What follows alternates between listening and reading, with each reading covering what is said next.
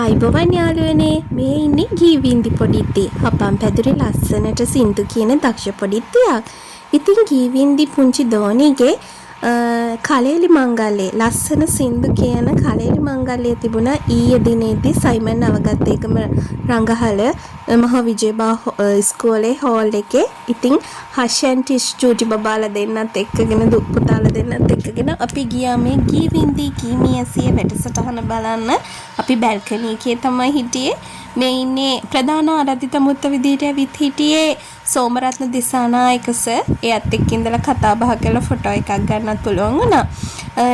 අසේල බණ්ඩාරි තමයි නවුසින් කරේ. අසේල අයියත් එක්කත් කතා කරන්න ආසාවෙන් හිටියත් අපිට බැරි වුණා. ඒ අවස්ථාව මිස් වුණා. ඉතින් මේ බලන්නකෝ පුංචි පොඩිත්තියගේ හපංකම් ඇත්තටම නටන්න ගයන්න වයන්න වගේම හරිම හැබෑම දක්ෂ පොඩිත්තියක්. ඒ වැඩසටහන බලලා හෂන් ටිෂ් ගොඩාක් සතුටු වුණා, ගොඩාක් විනෝද වුණා. ඊයේ රෑ දවස හරිම ලස්සනට විදිහට ගත වුණා. ඒ දෙන්නා ගොඩක් සතුටු වුණා.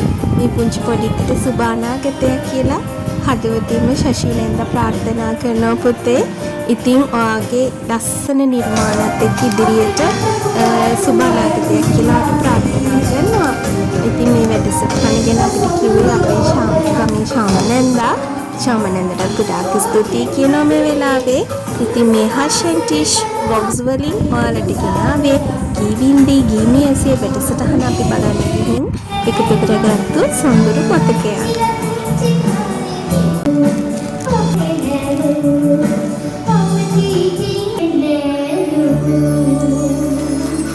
Mali clap clap. Mali clap.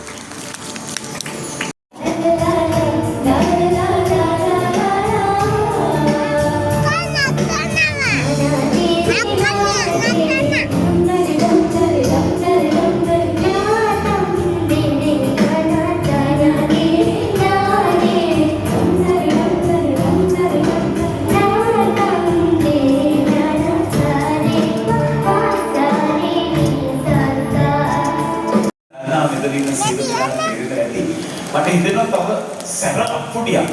හොඳ අප්පුඩියක්. චූටි